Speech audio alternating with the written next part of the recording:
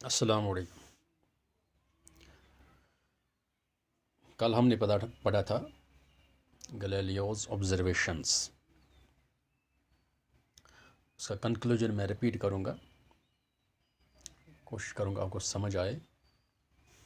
ठीक, कंक्लूजन इसका था,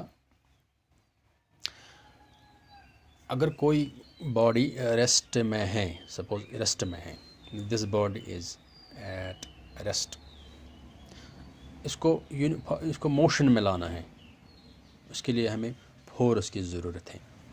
That is, unbalanced force is needed to initiate the motion from state of rest of the body. अगर कोई body rest में है, उसको मोशन में लाना है, उसके लिए हमें अनबैलेंस्ड फोर्स की ज़रूरत है, जो हमने पढ़ा था कल।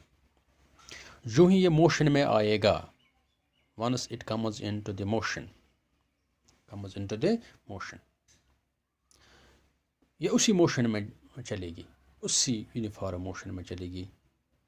ठीक, उसके लिए हमें अनबैलेंस्ड नेट फोर्स की ज़रूरत नहीं है। ये गैलीलियोस ऑब्जर्वेशन है। जो ही ये मोशन में आएगी, तब हमें अनबैलेंस्ड फोर्स की ज़रूरत नहीं है, नेट फोर्स की ज़रूरत नहीं है। ठीक, no force, no unbalanced net force is required to sustain this uniform motion. That is, ऐसे भी बोलेंगे, objects move with constant speed along a straight line when no force acts on them. अगर कोई ऑब्जेक्ट मूव हो रहा है, किसी speed से मूव हो रहा है along a particular direction, along a straight line, no force is required on them. हमें फोर्स की ज़रूरत नहीं है।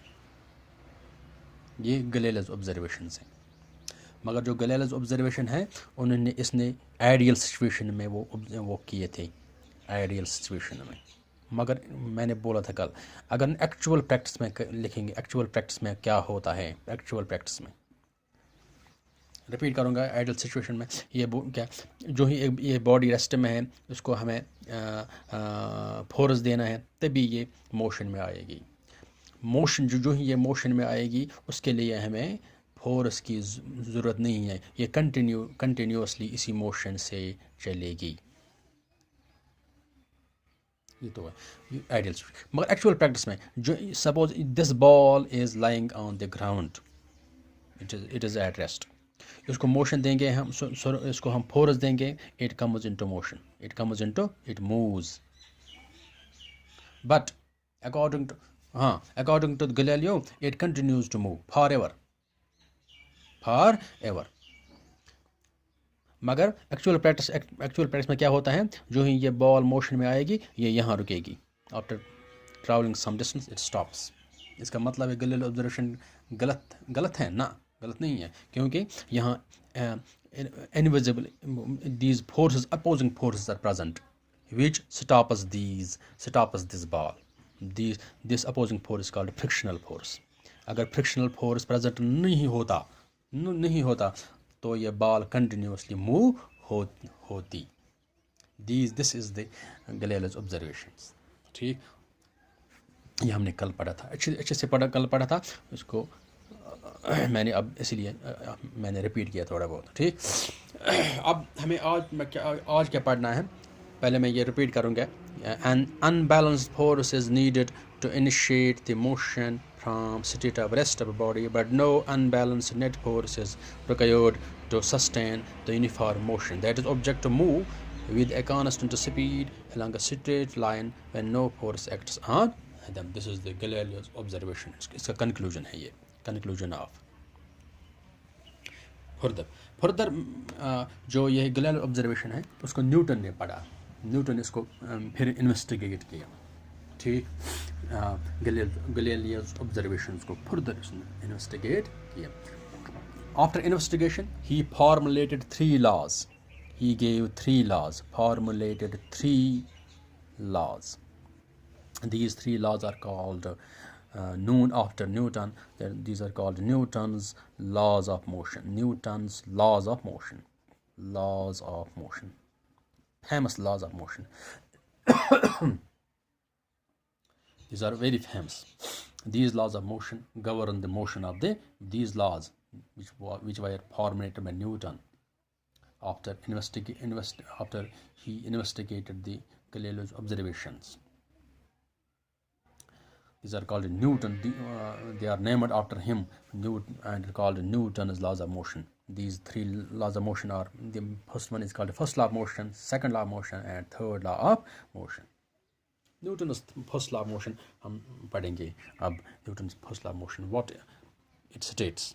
According to Newton's first law of motion, a body continues to be in a state of rest or of uniform motion along a straight line unless an external force is applied on it to change its state. This is the statement of Newton's first law of motion. आसान है, अगर इसको हम थोड़ा समझाने की कोशिश करूँगा. A body continues to be in a state of rest. अगर कोई बॉडी रेस्ट में होगी वो इसी स्टेट में रहेगी, इसी स्टेट में यानी स्टेट ऑफ रेस्ट में रहेगी. ठीक. A body continues to be in a state of uniform motion along a straight line. अगर कोई बॉडी यूनिफॉर्म मोशन में चलती है along a straight line, वो continues to move along a straight line, वो इसी स्ट्रेट लाइन में इसी यूनिफॉर्म मोशन से चलेगी. ठीक. अगर कोई बॉडी रेस्ट में है वो रेस्ट में ही रहेगी. अगर कोई बॉडी मोशन में यूनिफॉर्म मोशन में है along a straight line move हो रही है, वो इसी यूनिफॉर्म मोशन से उसी डायरेक्शन में चलेगी फॉर एवर अनलेस, तब तक जब तक न इस पे कोई फोर्स हम अप्लाई करेंगे. ये बॉडी रेस्ट में, ये रेस्ट में रहेगी तब तक जब तक ना हमें इसको कोई फोर्स, एक्सटर्नल फोर्स देंगे. ये यूनिफॉर्म मोशन में along a straight line, it continues to move along the same straight line in that direction as long as no external force is applied on this body. This is the Newton's first law of motion. ठीक. ये body rest में है, ये rest में ही रहेगी. ये body move हो रही है along a straight line with some uniform motion, ये इसी मोशन यूनिफॉर्म मोशन से चलेगी along this straight line, तब forever चलेगी.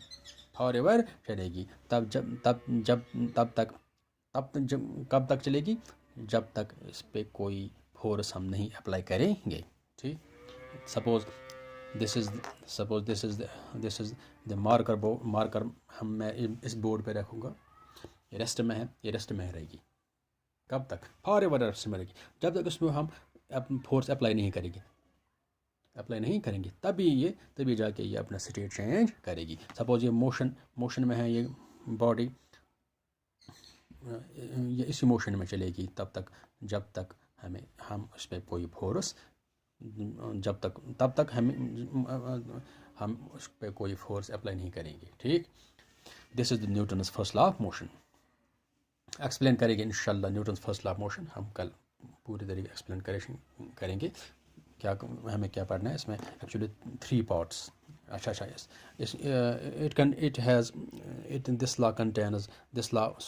consists of 3 parts. Number first is a body at rest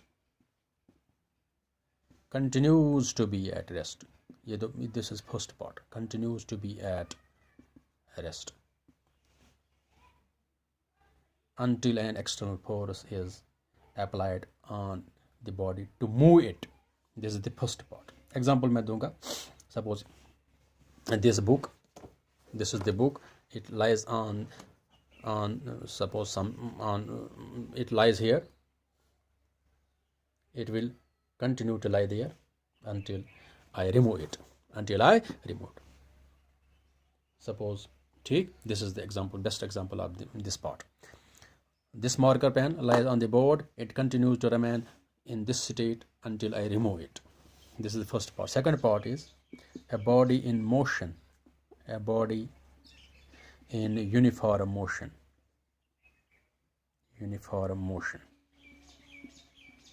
continues to move uniformly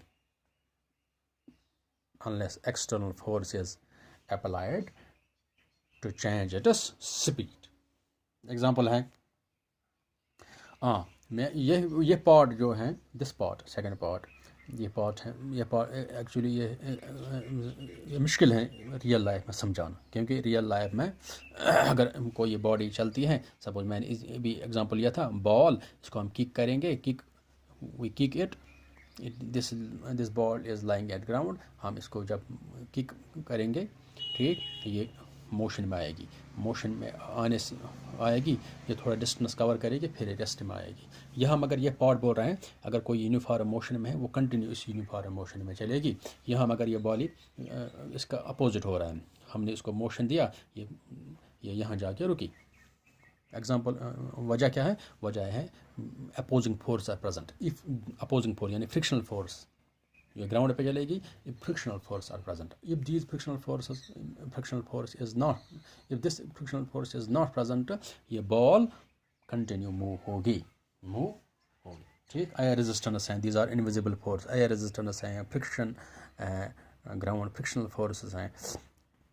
if these force are not present, this ball continues to move forever until no force is applied on it. Third part is a body moves in a particular direction. A body is moving along a straight line, particular direction.